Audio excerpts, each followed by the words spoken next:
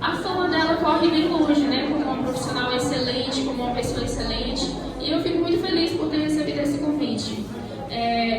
Meu nome é Alice, né? Como ela falou. E a minha jornada eu me identifico com vocês, né? Porque também eu sou formada em licenciatura em Geografia, especialista em práticas pedagógicas e ciências humanas aplicadas ao mundo do trabalho. Então essa também é a minha área de estudo, né? E também de formação. E como escritora, embora eu tenha começado agora, né, a publicar, a minha jornada é bem antiga. Eu comecei a escrever com 12 anos. E o meu primeiro contato com os livros, eu me lembro como se fosse hoje. Porque a minha paixão pelos livros, ela é uma paixão tão intensa, mas tão intensa, que eu sempre falo que eu tenho mais ciúme dos meus livros do que do meu marido. E nessa hora ele fica ofendido, né? Mas é verdade. E eu lembro como se fosse hoje, no ensino, no primário ainda. Eu tive o primeiro contato com os livros, não sabia ler, porque no início, né, a gente aprende a falar as palavras de maneira oral, não é lendo, mas a gente ouve as histórias, né, dos professores contando e a gente começa a despertar aquela curiosidade, aquela vontade de realmente de escrever também, de criar histórias, porque essa é a função realmente do escritor, ele cria histórias. E a literatura, para mim, ela é muito especial, porque eu tanto amo a literatura artística, como também a literatura científica.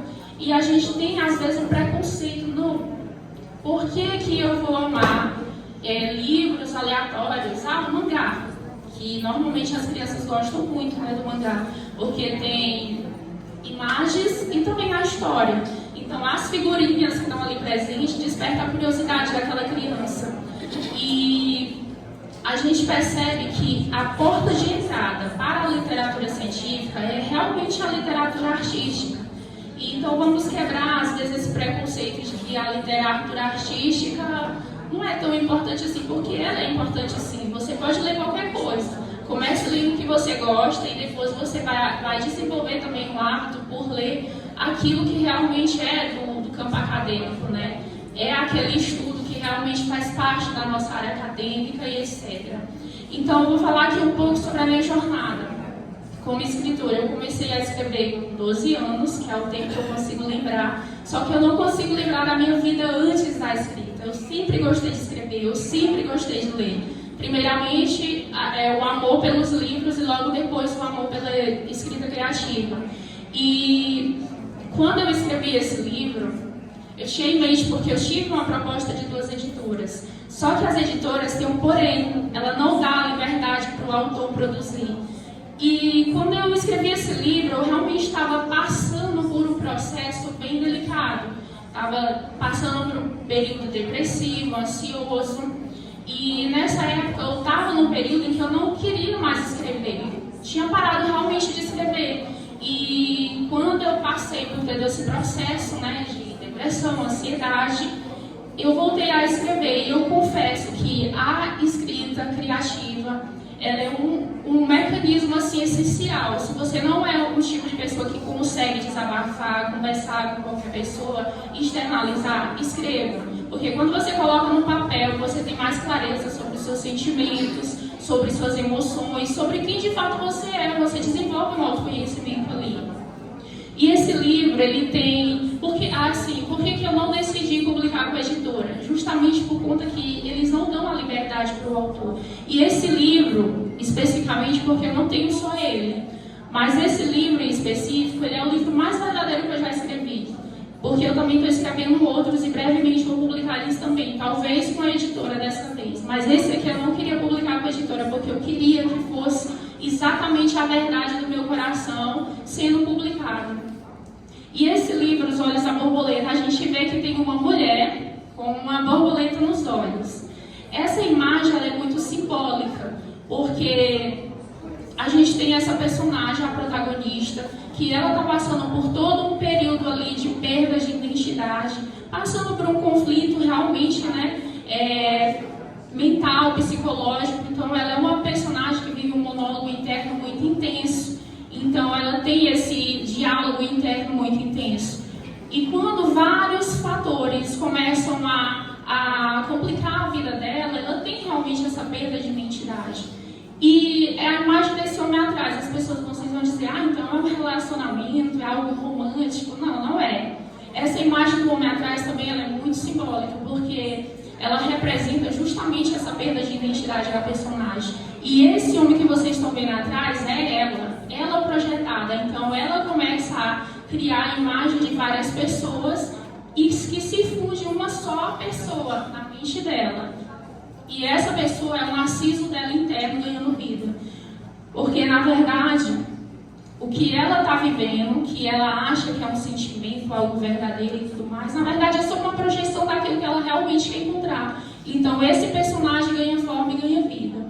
E eu amei o hino que o Sérgio cantou, porque ele é uma introdução exatamente do meu livro. O livro ele começa com um prólogo, onde ela está passando por um jardim, e esse jardim ele é lindo, como Éden, algo perfeito, e de repente esse jardim, à medida que ela vai caminhando, tocando as flores, esse jardim ele começa a se transformar em algo que é bonito, passa a ser algo sombrio, conflituoso, as rosas, ela não consegue mais ver sua beleza, são os espinhos que estão realmente dilacerando a pele dela. E isso é o reflexo de todo o livro, porque o livro vai ter isso, a questão da transformação. A gente sabe que a transformação, muitas vezes, ela exige dor. Todo mundo que está passando por um período de transformação, ele nunca vai passar por essa transformação sem chorar, sem passar um momento assim, de refletir. Só que a gente, às vezes, precisa realmente acolher a nossa dor. A gente precisa entender que todos os sentimentos que a gente tem é importante. Quando você está triste, você se isola e você começa a refletir melhor. Ou seja, você tem um contato mais direto com você e com o seu próprio eu interno. Então você desenvolve o seu conhecimento sobre si mesma, que é realmente muito importante. Então a gente tem que aprender a acolher realmente os nossos sentimentos. Mas para a gente acolher os nossos sentimentos, é necessário que a gente desenvolva um autoconhecimento sobre si. Porque quando a gente desenvolve o autoconhecimento sobre si, automaticamente as nossas relações com outros, elas são melhoradas.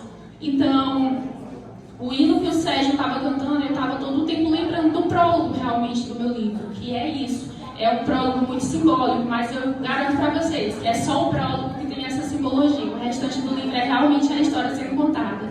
E também tem o prefácio. Eu vou ler só o prefácio para vocês. Ouço minha voz e não me vejo. Enxergo a minha sombra e não me reconheço. Leio meus poemas, mas logo esqueço. Em todos os lugares busco por mim e não me encontro. Enquanto isso, nos meus pensamentos persiste um grito constante de uma pergunta. Quem sou eu? Não os fragmentos de mim, e sim meus pensamentos inquietantes, minha essência afável e minha alma imaterial. Meu autoconhecimento me embriaga e me deixa lúcida, me enlouquece e me deixa sana. Então, todos os sentimentos intensos dedico-os ao ser que estou me tornando. Esse é o prefácio do meu livro, e também tem um prólogo, que é o que eu falei, que é bem simbólico. E eu sou uma pessoa extremamente realizada por concluir esse livro, não necessariamente por ter publicado, e sim porque quando eu decidi publicar esse livro, eu estava realmente vencendo realmente o medo que eu tinha. Porque eu sempre escrevi para mim, e essa foi a primeira vez que eu decidi escrever para que outras pessoas pudessem ter acesso. E graças a Deus esse livro está sendo muito bem abraçado. As pessoas, eu criei recentemente uma rede social profissional, né, que é Os Olhos da Borboleta, depois vocês podem até pesquisar.